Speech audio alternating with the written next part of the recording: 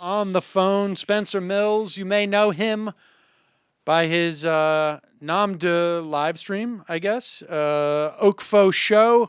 He's at OakFoSho on Twitter. Welcome to the program, Spencer. Thank you for having me. I spent, I guess it was Saturday night now, watching your webcast, which was picked up by a lot of different outlets. You had the best view of the nearly, I guess, 400 people who were arrested. Tell me what happened on Saturday in Oakland.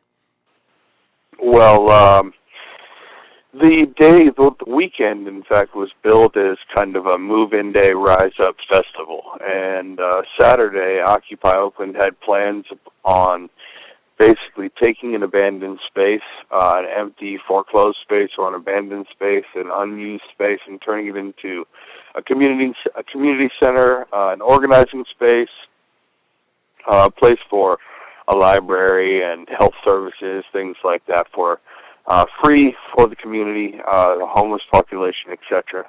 And OPD, I assume, got wind of the first location, the Kaiser Convention Center, that folks wanted to go to. OPD surrounded that building and did not allow the march to approach it. At which point in time there was some clashes around that building where tear gas was used, and the march moved off. As the day continued, at a place called 10th and Oak in Oakland, there were more clashes. In fact, probably the clashes people saw on the internet or on their news. It was the largest clash of the day. Protesters with shields, basically lined off of OPD lines, and a lot of flashbangs, tear gas, rubber bullets, bean bags, smoke bombs, etc. used there. The day kind of went on. That march ended as OPD kind of pushed it back towards downtown. Folks regathered downtown, and a second march was started towards a second building. That march eventually turned into a, I guess, impromptu FTP march. I don't know if your viewers understand what that is, but it's basically a march against police brutality in Oakland as a result of what has happened to Occupy Oakland and the treatment that it's received from OPD over its existence. That march was eventually kettled at a place called 19th and Telegraph. It's a public park. OPD basically hemmed in the march, kettled it, and started using tear gas on it, with not letting anybody leave, even though they were giving dispersal. They apparently gave a dispersal order. Now, wait a second. Let's just for people to understand. When you say kettle, you're talking about using those orange kettling nets, basically blockading the area off. So they have now trapped the protesters, supposedly gave a dispersal notice, and then made it impossible for them to disperse as they're putting tear gas into the area that they've entrapped them in. Well, basically, what they were doing, there were no nets. It was just basically, police lined up shoulder to shoulder at intersections, blocking off a large public park. Okay. One of the walls, I guess, that was used to hem in protesters was a chain link fence, and once OPD started using tear gas, people, ripped down that fence to escape because OPD was not providing an outlet to essentially leave. As a result, that fence was kind of torn down, and people ran back out to Telegraph and continued the march. Eventually, the march was kettled again in front of the YMCA, which is what people saw from my video up on the third floor from somebody's apartment. And that march was kettled, and about 400 people were there. Some made it out through the YMCA. Others hopped the fence, but about 400 people didn't escape, and they were all arrested or detained, including, I believe, about 6 journalists, most of whom were, all of whom were eventually released within a reasonable time, I believe. But nevertheless, about 6 journalists were detained as well. Yeah, and that's pretty much what happened. So there was no attempt to occupy the YMCA. It was just basically an escape route, people trying to get away from was it from tear gas, or simply just trying to get away from the being trapped by the police? Well, it was just trying to get away from being trapped by the police because, of course, OPD, has a history of not being very nice, and as OPD kind of closed in on the march and rushed in, people ran up the stairs of the YMCA, begged the YMCA to open their doors. Eventually, somebody from inside the YMCA did open their doors. A couple hundred people got inside. Apparently about 100 or 150 escaped through the back before OPD closed off that exit. And apparently, some of the folks that were caught inside the YMCA are now being charged with burglary. But I'm actually not terribly sure how many, if not all, of those people are being charged with burglary. But I don't know how those charges are going to stick in court, but. Now, what of the reports of people who went into the Oakland City Hall? So again, I wasn't there for that. The initial reports were that people broke into City Hall. Apparently, the doors were open, and some people went inside. There was some vandalism that took place inside. Apparently, it was a very small group of people, around 10 to 20 people. But I wasn't around for that, and so I can't really speak very to the accuracy of what has been reported.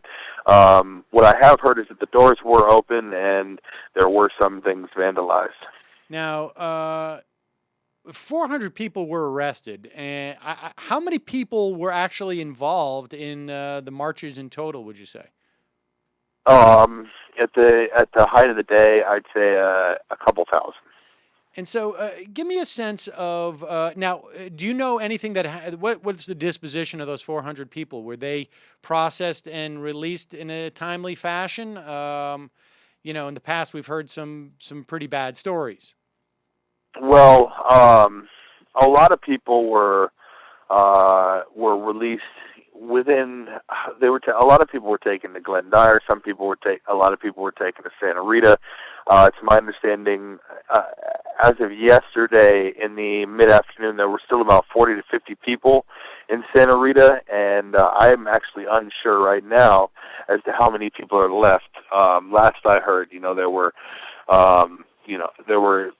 midday yesterday, about 40 to 50 people still in custody. There's a kind of jail support vigil outside Santa Rita of Occupy Oaklanders that are out there waiting for people to be released. There are stories coming out from within Santa Rita that some of which have been unconfirmed, but apparently there's been stories of mistreatment from within Santa Rita, from Occupy Oaklanders basically not being allowed to use the restroom, those individuals that need medication not being provided that medication, some individuals receiving possible beatings from inside the jail, and then there's even worse unconfirmed stories. And I haven't personally been able to speak with anyone from within Santa Rita to confirm those, so I don't really want to get into those. But there's been some horror stories from within the jail. People basically sitting in their own urine and vomit. Basically holding cells, holding 3 times the number of people that they're really supposed to hold. People sitting, with tear gas soaked clothing, zip ties for 7-8 hours that are on too tight, cutting off circulation. These are all, especially with regards to not being able to use the restroom, with regards to zip ties, with regards to medication. These are all stories we've heard before. Right. So it would be nothing new if this kind of mistreatment was taking place this time. My understanding is that the mayor was seeking, trying to get some type of stay away orders, basically. And we heard this, I think, after the first raid on the encampments in Oakland, where the police were saying, if you head back before your trial date, you're gonna sit in jail until your trial date. What do you know on that accord? I mean, what can the mayor say? Like, stay away from the entire city? What is how wide a net is the mayor looking to throw here? So there's a few things going on. Before Saturday, there were 2 or 3 people that had been given stay away orders from Oscar Grant Plaza, also known as Franco Gallo Plaza, out front of City Hall. After Saturday, some local media reported something like 12 more stayaways were issued for City Hall itself, and some have reported up to about 20 stayaways have been given. The exact number I'm actually not sure of. Basically, it's people you're not allowed to go to City Hall if you have a stay away from City Hall or a stay away from Oscar Grant Plaza. If you show up, it's what apparently they've done to a couple people is they've spotted them taking their photograph at Oscar Grant Plaza and later picked them up on a warrant for failure to obey the stay away. So yeah, I mean, that's what's happening to some people with regards to being charged and having stay away orders. Who are they targeting for these stay away orders? I mean, is it random, or is the city attempting to keep who they perceive to be leaders away? I mean, how do they decide who's a stay away? With regards to the latest stayaways, I don't know what their criteria is. The previous stayaways were individuals that were, if you don't want to call them, we don't really have leaders, but I would say that they were heavily involved occupiers. The people that received stay-away orders prior to Saturday, it was about 2 or 3. And those individuals are heavily involved in what Occupy Oakland is doing. I couldn't speak to exactly why they received stay-away orders in the first place. Now, Mayor Jean Quan made a call to the leaders of the national Occupy movement, asking them essentially to denounce Occupy Oakland. My sense is that's unlikely, and I'm not even sure who she's asking for this denouncement. But give me a sense of what the feeling is in Oakland. In other words, there's been reports of polling that show, well, people are less sympathetic now with Occupy Oakland because of things like the vandalism in the city hall, despite the fact that it literally was 1% of the people involved in actions on Saturday.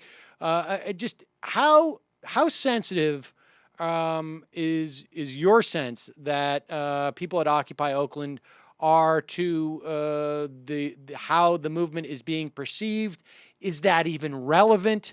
And do you have a sense? I mean, obviously, Oakland has a long history of direct action, of having more militant, maybe not the right word, but certainly more contentious protests. It was the site of the last wild general strike back in 47, 48. Just give me your sense of that. So, I mean, to speak frankly, with regards to Saturday, the movement itself is kind of losing the information war on this one. I mean, mainstream media has reported, the movement in a sense is very much a public relations battle, and what some of the stories that have become kind of prevalent in mainstream media about Saturday, which are completely and totally false, have kind of taken, I guess, are very prevalent among the public. I mean, I had people at City Hall last night tell me that an improvised explosive device was thrown at OPD at 10th and Oak, and for those of us that were there watching, that seems a little bit ridiculous. I personally never saw an improvised explosive device thrown at OPD. What I did see was individuals kick back tear gas canisters or kick back flashbangs back at OPD after they were tossed at them from the police lines. But that's one of the common misconceptions about Saturday. Another common misconception, of course, is that folks tried to occupy the Y. Another common misconception is, that the march itself outside of the YMCA, there was an exchange there, and that it was violent. And the truth is, there was really no exchange of violence from protesters towards OPD outside the YMCA. Everybody was just pretty much kettled there and under arrest. There was some violence as far as people being hit with batons, including some reports of someone that was pregnant being hit in the kidneys with batons. There are reports of people just happened to be at the wrong place at the wrong time on the street, and OPD just kind of pushed them into the kettle. Just random people on the street that happened to see this march go by that just got swept up by an OPD kettle. I mean, there's a lot of stuff that happened on Saturday that's being reported by mainstream media that's just that's not true, and then there's a lot of stuff that's not being reported by mainstream media that, if it was, would kind of create, in my opinion, create sympathy. But I love the use of using the IEDs. I love the use of saying these improvised explosive devices because we know where that term was coined. It was coined, in the invasion and occupation of Iraq, and so the idea is that the media and the city is trying to make it seem like this is a group of insurgent terrorists. Which, of course, is obviously not the case. Like De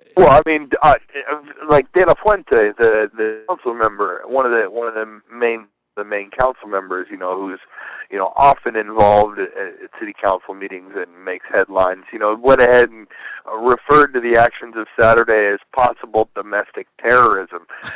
This is, a city council member in Oakland, and it's my experience that Occupy Oakland wants to assist their community, wants to help the homeless. Basically, and just one key statistic: while Occupy Oakland had a camp in Oakland, there was a 19% drop in crime in Oakland. That's almost 1/5 of the crime in a major U.S. city. Being dropped almost directly as a result of a camp being up, based on social and economic justice. Now, that doesn't sound like domestic terrorism to me, but nevertheless, that kind of word has been thrown around by people like De La Fuente. How do you, Spencer? How do you draw that connection to me between the drop in crime and the encampment? Well, look, at Occupy Oakland, you have a very at-risk population, a population that was, drawn to this camp by whether it be free medical services, free food, the open arms of the community, welcoming them in where elsewhere they've never really been welcomed before. I mean, it was an amazing transformation that you saw in people. People would come in with the mindset of, hey, there's this camp here. Maybe there's something I can take or whatnot. And then by the time they left, they ended up being part of the movement itself. We even had reports that OPD, when people would be released from the local Glendyre jail, whether they be homeless or whether they have kind of mental health issues or whatnot, they would release them and tell them to come to Occupy Oakland, thinking that those people in our community would create problems. Well, in fact, we welcomed them with open arms. The problem is when you attack an at-risk community, as OPD has on many, many different occasions. When you attack and harass an at-risk community, those individuals that are at risk within that community might not necessarily react in a very positive or nonviolent or appropriate way. I mean, you're kind of asking for trouble. And that is what's happened in some cases, But Occupy Oakland itself welcomed these folks in with open arms, and in many cases you saw a transformation that was amazing. I mean, it's amazing what happens when you try to build a community based on social and economic justice. And you had youth hanging out from all over the city, whether it be West Oakland or East Oakland, that would come down, they would hang out, they would get involved. It was really something to be seen. And now, my understanding is that Occupy Oakland is planning a day of direct action in response to what happened this weekend. Oh, before we even get to that, one of the stats I saw the city released was that crime went up that day of Saturday because there were so many police who were called to, I guess, protect the abandoned building or to kettle protesters. And the only thing I could think of was that moment on your stream when you're like, wait, are those guys eating Chinese food? And there was another guy. There was policemen. They were having a Chinese food dinner on their car, and they were getting burrito deliveries during the time where supposedly crime was going up around the city that we would believe. And it's one of the beautiful. I just wanted to, again, compliment your work because that literally when I saw that report that all the police were tied up, I immediately thought like I saw them having Chinese food on their car, all gathered around eating. Right. I mean, it was a veritable powwow of officers around like 2 or 3 different cruisers, just surrounding the cruisers, eating on the hoods, the trunks. And one of the things that's funny is like if you don't really know which report is to be believed. I mean, Chief Jordan was asked in a press conference, with all this going on, with all these officers downtown, how are you patrolling the rest of the city? And he told them it's easy, it's not a problem. And then the city comes out and says, oh, well, crime went up and we can't patrol the city. So, who's to be believed? Personally, I think, and they also called for, backup from emergency backup from other agencies around the Bay Area. So, it seems like that they're misleading, right, one way or the other. Whether it's either easy and they can do it because they've got all this help from around the Bay Area, or they're not able to do it. I'm under the impression that they just want to release facts and statistics early on that would help their side. It's a perception war, and they have a lot of the apparatus in which they can attempt to shape that perception. Now, let's get to February 6th. Occupy Oakland's planning a day of action, a direct action in response to what happened this weekend. What can you tell me about what may happen on that day?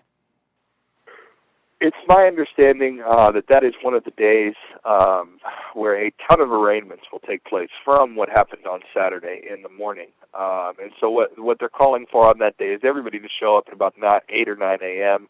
at Glen Dyer and other places where arraignments are taking place. And then from those arraignments, everybody is being asked to rally downtown, I believe around noon or 1 o'clock. I'm sure the times will become more...